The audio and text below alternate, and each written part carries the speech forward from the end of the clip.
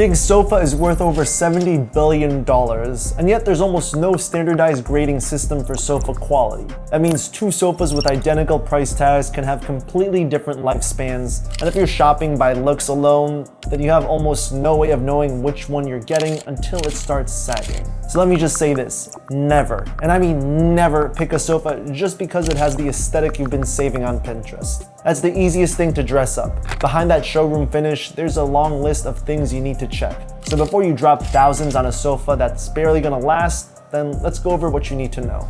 Step 1. Measure your room and define how you actually use it. The basic rule still works here. Your sofa should still take up about 2/3 of the wall or about 2/3 of the living area behind it. That way it won't overpower the room, but it also won't look too small. So grab a tape measure and write down the width of the wall, the depth of the room, and the position of your TV, windows, and doorways. Measure twice.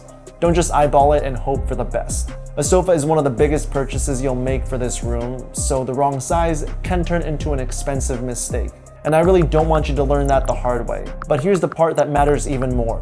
You're not only choosing a sofa, you're choosing how the whole room works around it. Is there enough open floor for the kids to play, pets to move around, or everyone to stretch out during movie night? Can people walk past comfortably with laundry baskets, school bags, or snacks in hand without doing a sideways shuffle? Designers suggest leaving at least 3 feet of clear walkway, and in a busy family home, I'd lean toward the generous end if the room allows it. And please don't skip this one step that saves the most headaches: measuring the full delivery path. That means doorways, hallways, and landings. A lot of people only find out there's a problem on delivery day when the sofa gets stuck in the hallway and won't move another inch. If there's a radiator, a built-in shelf, or a tight turn on the way in, include that in your plan too. The narrowest point on the route decides how big your sofa can be, unless the sofa comes in separate pieces. You should also think about cushion depth. Around 22 inches gives you a more upright, structured sit, which works better in smaller rooms or anywhere people are mostly sitting and talking. But if your idea involves stretching out and sinking in,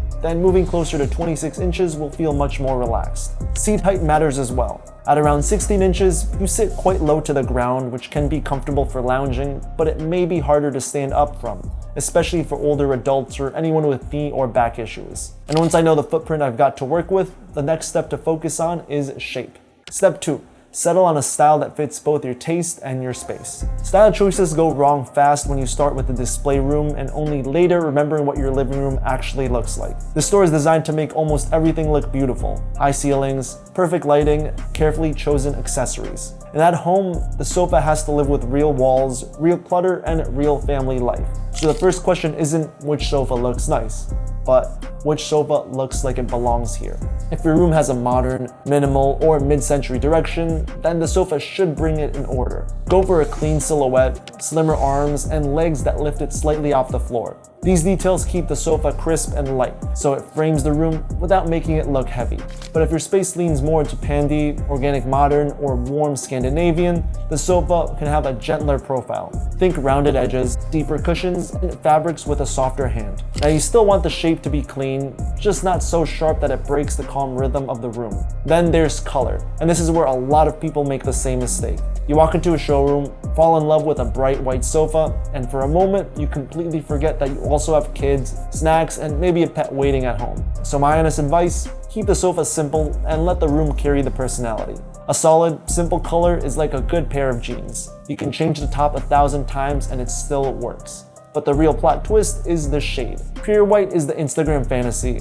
Bright, airy, and perfect. In real life, it tracks every coffee drip, every paw, and it builds a gray ring where your head hits the back. Jet black or deep navy sounds like the opposite solution, and yes, they eat stains for breakfast, but they also put every piece of dust and every pale pet hair on full display. That's why for most families, I'd steer towards the middle. Mid-tone colors like heather gray or soft olive or a medium brown are much more forgiving. And if you choose a fabric with a bit of texture, then go with something slightly tweedy or heathered. Step 3.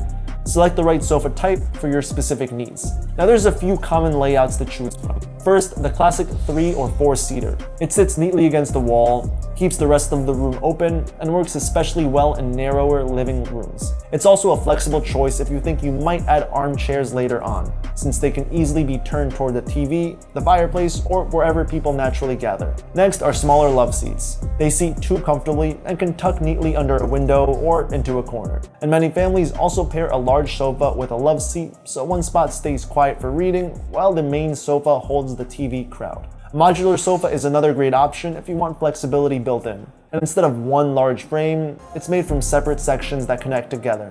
And that means the sofa can change as your home changes. Move house, rearrange the room, need more seating than you did 2 years ago. Rather than starting from scratch, you can reconfigure what you already have or add another section to the setup. And one of the most popular modular layouts is the sectional, usually in an L or U shape. And for most of these, a width of around 90 to 105 inches is the sweet spot. And then there's sofa beds, and they earn their place in homes where the living room has to work overtime. And the difference between a good sofa bed and a bad one comes down to comfort. A lot of entry-level models comes with mattresses around 3 to 3.5 inches thick, and this isn't necessarily a deal breaker. For the occasional guest, it's acceptable. I just wouldn't expect it to fool anyone into thinking that they're sleeping on a proper bed. That's usually where the compromises become noticeable. And with that in mind, let's move on to the next step. Step 4. Check the sofa's build and material quality. What you need to look at here breaks down into 3 layers: the upholstery on the outside, the cushion filling inside, and the frame underneath. Now, the upholstery is what your family touches every day, so it's the first part of the sofa that has to stand up to your daily routine. So before you pay the premium, make sure you aren't buying a sofa you'll spend more time protecting than enjoying. You can also go for linen, which looks light, natural, and stays cool in warm weather. Just know that it wrinkles fast and soaks up stains easily, so it's best to pick a model with covers you can unzip and remove for washing. And for a more dramatic look, velvet wraps the sofa in a rich surface, but give it a miss if pet hair drives you mad. It clings to every strand and never really lets go. And if all those fabrics feel like they come with way too many rules, then don't worry. You've also got a whole group of easy care materials. Beneath the fabric is the cushion, and the key spec here is foam density, which tells you how much foam is packed into a given amount of space. And the denser the foam, the better it supports your weight and holds its shape over time. And the easiest way to read foam density is to think about how you'll use the sofa. If it's your main family sofa, then look for at least 1.8 pounds per cubic foot. But if it's going in formal living room or only get used from time to time, after all, you'll be carrying the same daily workload. And whatever you do, don't let a quick press with your fingers be the final test of foam quality. That little push only tells you how soft the cushion feels in that moment, not how it'll feel after years of everyday use. And now the frame is the part you don't see, but it's the skeleton everything else depends on. Hardwood is generally the safest bet. When it's properly clean-dried, it's less likely to warp or shift as the years go by.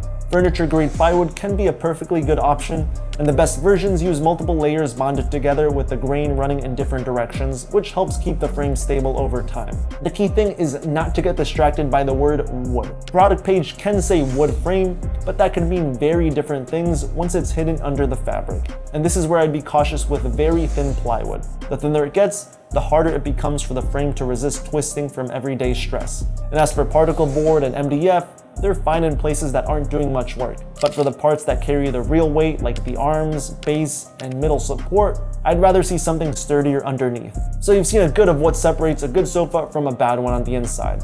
Step 5. Now this is the moment to slow down, because a lot of regrets start right here. That price on the tag, that isn't the only money leaving your account. On top of that, there's large item delivery, assembly, and any return costs if it turns out wrong. Add it all up, and that's what the sofa really costs you. And for a main family sofa, I'd start with a bigger budget of around $1,000. And here it helps to use brands with established reputations as comparison points. If a lesser known brand is asking the same money as something from IKEA, Article, or Castlery, it should make a convincing case through its construction, warranty, or the way owners talk about it after a few years. And if you want something more design-led or customizable, then a budget of around $1,500 or $2,500 is about right. Article's popular Sven sofa, for example, is a useful mid-range reference point, while Room & Board's York sofa stands out as a more premium, long-term choice. It has a clean, timeless design that feels elevated without being overly trendy. And that's the whole sofa buying process. Use these 5 steps as your checklist, and you'll avoid a lot of expensive mistakes. Thanks for watching, and if you want more guides like this, make sure to hit that subscribe button.